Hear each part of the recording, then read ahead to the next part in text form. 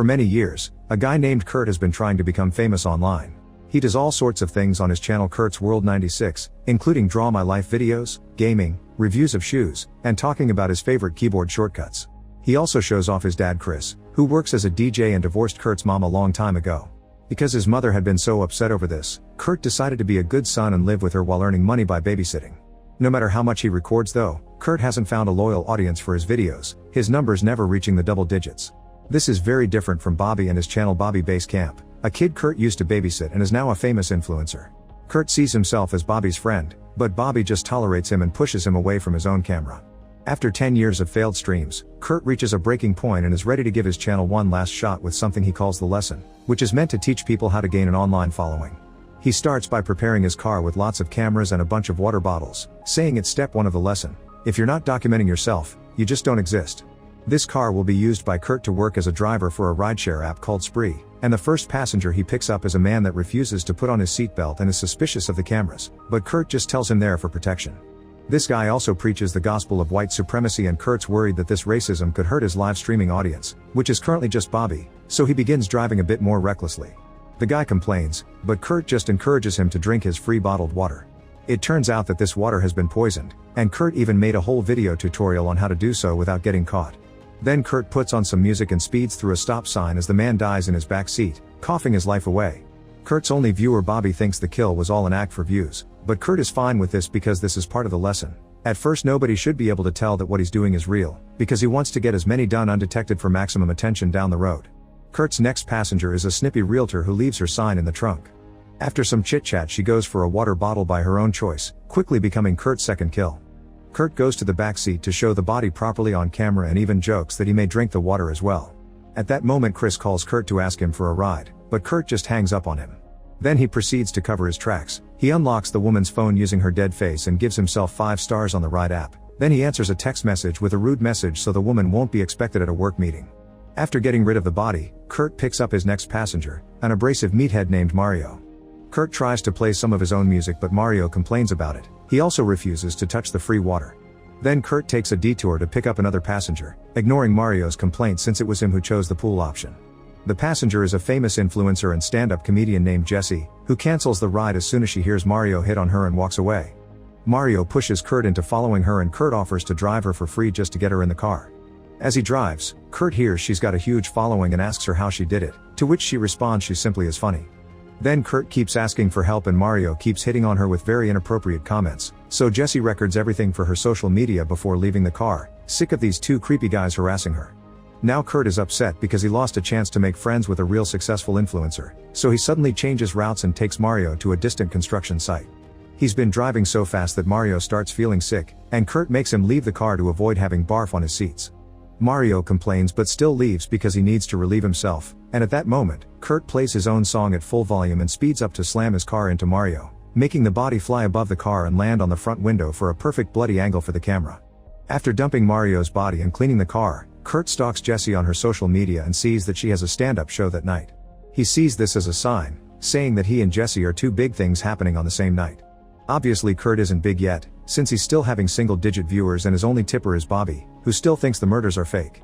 That's because he's a very fake creator himself. He is always playing pranks on the homeless, and the one time he supposedly helped them it was all acted for the camera. This is nothing like Jessie, who people like for how genuine and relatable she is. Moments later, Kurt stops at the gas station, where he gets rid of the realtor's sign and refills the tank while arguing with Bobby, who tells him he's boring and that he should spice up his stream. Once all the blood has been cleaned from the car, Kurt tries to spice up things like Bobby said by driving recklessly for his next passengers, a trio of socialites that includes Richard, Kendra, and London. At first Richard and Kendra are terrified by the way Kurt drives, but London is excited because she feels like she's on an adventure and jumps to the front seat to chat with Kurt. Eventually Kurt goes off route again and drives the trio to a junkyard, telling Richard and Kendra to hang out the sunroof because there's a beautiful view here that is perfect for social media pictures. Richard and Kendra play along and actually have fun, but then Kurt begins driving faster and suddenly closes the sunroof, trapping his next victims while his song plays in the background. At that moment some wild dogs from the junkyard jump on Richard and Kendra to feed, and Kurt takes a power drill that he keeps in his car to kill London with it. Afterward, Kurt takes his vehicle to the car wash and calls Bobby for his opinion, but he sadly didn't see Kurt's triple kill. He actually stopped watching the stream because Kurt just doesn't interest him. Kurt demands to know why Bobby hasn't given him a shout out yet like he promised, and Bobby tells him he should be more like Jessie because she comes across as authentic. Kurt checks out Jessie's socials again, but jealousy makes him comment bitterly in the most nitpicky ways, like saying she doesn't even film her stories vertically. While a bitter Kurt drives to a house in the suburbs, Jessie posts the video she took in the car to burn Mario and Kurt, then she visits her grandma to take good care of her while recording it for her social media. Suddenly the door rings and she worries because they weren't expecting anyone, but it's just a fellow stand-up comedian Mike that wants to discuss some work-related things. It turns out Kurt is actually visiting Bobby, who tells Kurt to go away because they're not collaborators or friends, and all this is being said in front of the camera for his fans to hear on his stream. Bobby insults Kurt as he comes closer demanding help, and Bobby's fans end up going to Kurt's stream to see the other side of the argument. Kurt suddenly stabs Bobby with a knife as his stream finally reaches double digits. Bobby tries to defend himself with a gun, but after some struggle, Kurt overpowers him and kills him, although his audience believes it's all fake. Kurt jumps into triple digits by hosting his stream on Bobby's feed and even records himself showering to get rid of all the blood and going through Bobby's things. At that moment his dad texts him, saying that he needs a ride to a gig. At first Kurt doesn't want to help him because he wants to go to Jessie's show, but when Chris mentions he'll be meeting a famous DJ, the chat recognizes the name and Kurt jumps on the opportunity. Kurt picks Chris up and their father-son relationship is obviously awkward, making them quickly fall into an argument. Chris is shocked to find Bobby's gun in the car and scolds his son for it, which only triggers yet another fight that doesn't stop until they have to hide the gun because the cops are nearby. When they finally make it to the club, they meet with the famous DJ known as Uno, and they ask her if she can tag Kurt's channel in a post. At first she says no, but then she gets tired of being there and agrees to do the shout out if Kurt drives her to a taco truck. Eventually they find a taco truck and Uno demands Kurt to take pictures of her and then wait in line for her as part of the deal. The queue is quite long, so Kurt shares some disgusting stories to scare customers away. Meanwhile Uno looks around the car and finds the gun Kurt took from Bobby, which she uses as a prop to take a few selfies. Then she drinks some water, but this turns out to be one of Kurt's special brews and she immediately passes out. By the time Kurt gets back into the car with the food, Uno is nothing but a body and he quickly gets rid of the water bottle. Unfortunately this gets the attention of the cops, who come over to ask Kurt to perform a field sobriety test while Kurt pretends Uno is his girl and she just fell asleep. Suddenly Uno wakes up because she didn't drink enough to fully die, and seeing the cops, she panics and shoots one before running away. One of the cops goes after her, and when Kurt takes the chance to escape in his car, he's also followed. All this is boosting his livestream viewers all the way up into quintuple digits. Desperate to lose the cops, Kurt begins driving like a maniac and ends up crashing a homeless camp, killing a few hobos on purpose before his car flips.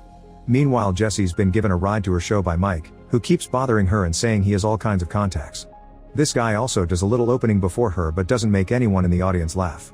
However, the public immediately goes nuts when Jessie takes over the stage, and hidden in a corner is Kurt with his gun. After a few of her usual jokes, Jessie talks about her spree experience with Mario and Kurt, saying that Kurt's starvation for social media followers gave her a bit of self-reflection.